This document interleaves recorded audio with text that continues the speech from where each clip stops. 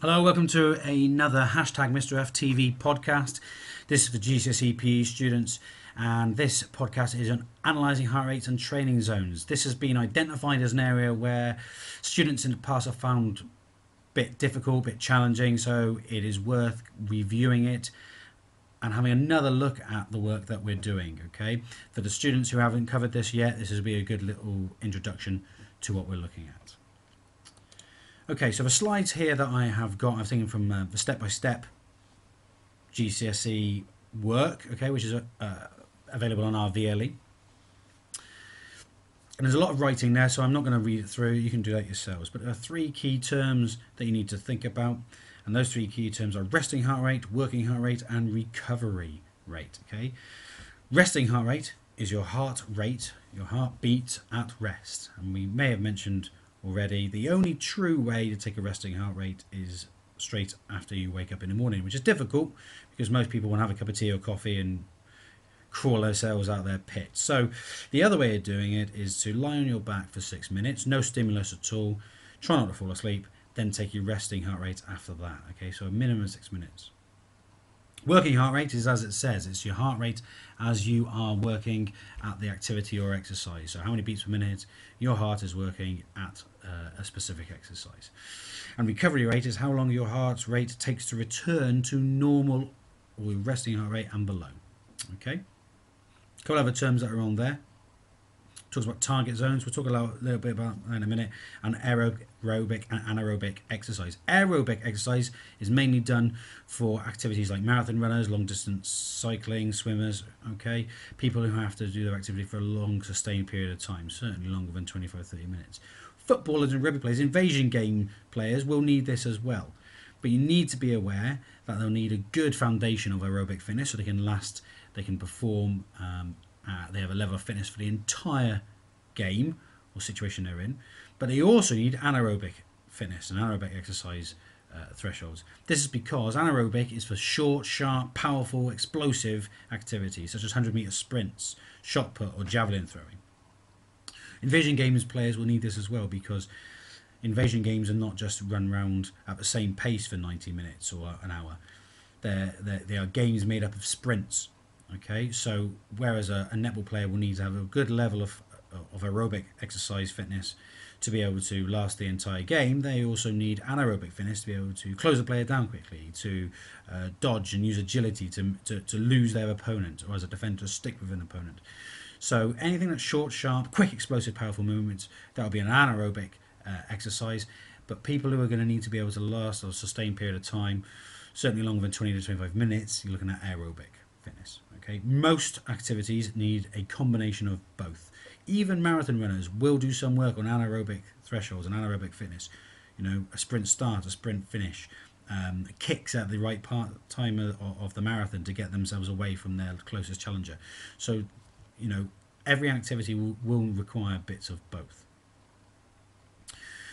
There's an example here that works out your thresholds. And what you need to be aware of is that the questions you may face in your exam papers, but also just for general knowledge, if you are going to be producing a training program like you are for your PEP, for your personal exercise program, you will need to be working out between thresholds that will improve your cardiovascular fitness. If you just work out and go, yeah, I'm okay, you might be able to cope with it, you might be pedaling along, that's fine, but you might not be improving. In fact, that might be a case of going backwards, which we know is reversibility. So you need to be aware that you're working out of thresholds. Now, everybody's thresholds are the same, as in the percentages. So to work at your aerobic threshold, you work at 60 to 80% of your maximum heart rate, which we'll go into in a minute. To work at your anaerobic threshold, so short, powerful movements, 80 to 95% of your maximum heart rate. You do as a 15-year-old, 16-year-old, I do as somebody a bit older than that. Okay? So the percentage of the threshold stays the same. What you need to be able to do is work out what your maximum heart rate is, and then from that, what 60 to 80% is and what 80 to 95% is. So to work out your maximum heart rate is this equation here. Okay, and this is worked out for you as a GCSE PE student. So it's 220 minus your age will give you your maximum heart rate, and in this case 205. If I was a 20-year-old, those were the days, it would be 220 minus 20. So my maximum heart rate would be 200.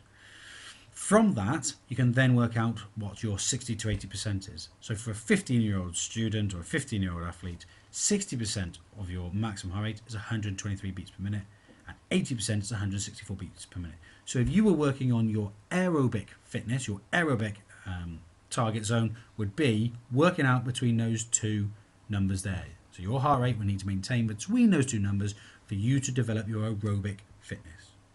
Okay.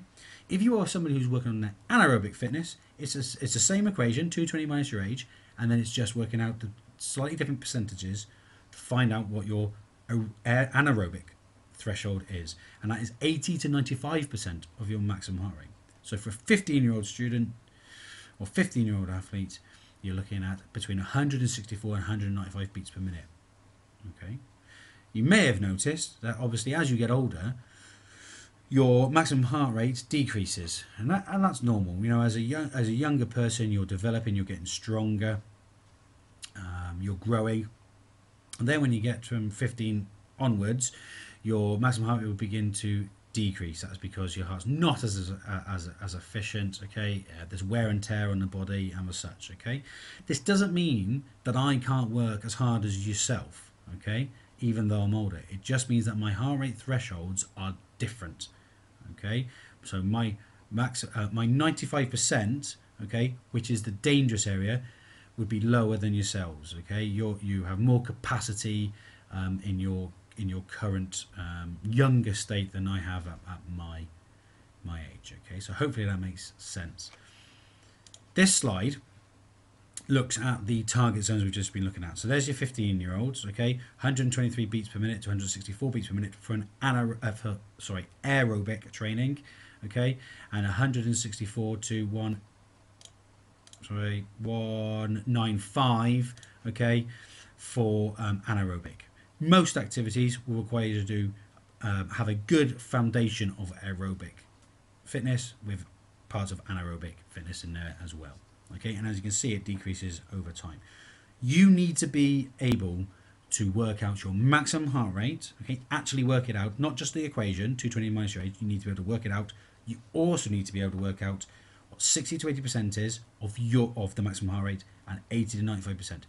Last year, 2013, there was a question in the paper about this, and you needed to be able to work out these percentages. Students made the mistake, they worked this out, they're 200 age, they did not get the mark. They wanted to actually know what the 60 to 80% was of that person's heart rate. Okay, so you need to be able to do that. Maximum heart rate, 220 minus your age. What is 60 to 80% for aerobic? What is 80 to 95% of that for anaerobic? You need to be able to do that. This slide talks about recovery rates. You can read that, pause the video, whatever you need to do. Okay, but we've talked about recovery rates. Is how long your heart rate, your working heart rate, can return to resting. The quicker it returns to resting, the fitter you are. Okay. Okay, it's a bit of interaction now. So there are 3 or 4 questions here. I want you to try and answer the questions. You can either do that verbally, talking to a pal, writing the notes down. You may have come across these worksheets already in lessons. But answer these questions.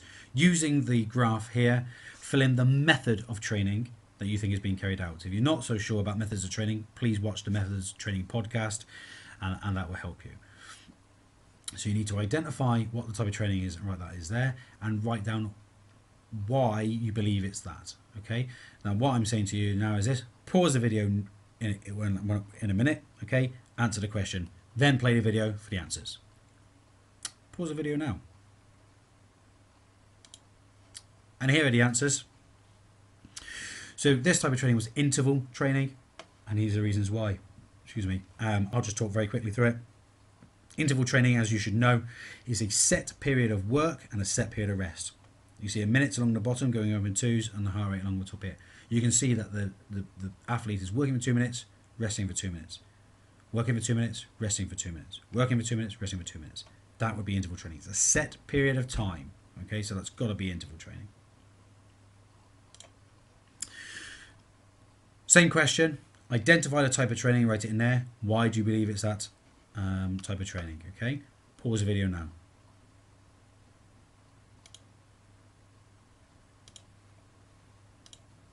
And here are the answers. Okay, so the type of training was fartlek, and these are the reasons why. Fartlek, as you know, is speed play in Swedish, okay, and most invasion games will use fartlek. That's because invasion games are in what we say a game of sprints. Yes, you need a foundation of aerobic exercise to be able to last 90 minutes to 70 minutes, whatever you're playing, but you also need to be able to do all the powerful, short, sharp, explosive activities within that activity. So if we take in football, that sprint past that player to get to the ball first. In rugby, the sprint to get to the ball to score the try. In netball, the sprint to lose your opponent so you can create space for yourself. Okay, you need all of those components to be able to be an effective player. The better your aerobic and anaerobic fitness is, the higher your performance will be. You'll be able to have a higher level of performance for a longer period of the game. Okay, so that's very important. And fartlek is very popular now. You would have done a bit of fartlek training in lessons with me, where you walk, jog, sprint. Okay, and it's changes of speed. That's what you're looking at. Okay, and that's what this graph will demonstrate. You can see that it fluctuates. There's obviously high intensity work, not so much there. High intensity work, bit of plateau. Okay, so it's changes of speed. So that would be your fartlek training. Okay, same question. Identify the type of training. Why you think it's that type of training. Pause video now. And here are the answers. Pretty straightforward if you've looked at the methods of training. The method of training is continuous, very simple. You start your training, you start working out, and then your training maintains that heart rate for a long period of time. Okay, in this case, you're looking at 16 minutes of work. Okay, which is probably not quite long enough if you were developing your aerobic fitness. Okay, marathon runners, Tour de France cyclists. This is what would happen. Now, it probably wouldn't look like a straight line like this, but if you can look at the graph, minutes on the bottom and heart rate at the top, it goes up in 20s. So you might have found the heart rate fluctuate between 138 and 144. Well, on this graph, that would be quite hard to plot. Okay, so it's roughly increased there, but your heart rate would stay the same, like a table, if you like a tabletop, all the way along the section. Okay, you may find, if you were looking at a marathon runner or a cyclist, that there would be little fluctuations. Why would that be? Well, I'll tell you why that would be. That would be because possibly they're chucking in a little bit of interval training alongside continuous training. Okay, so for example, they might run 5-6 miles at continuous speed, and then they might throw in a few sprints to try and just improve their kick, their sprint finish, their sprint start, whatever that may be. Okay, so you need to just be aware of that. But this is a great example of continuous training. Hopefully this has made sense and helped you. If there are any questions, you can tweet me at smcc_p _ department. You can Edmodo me or email me.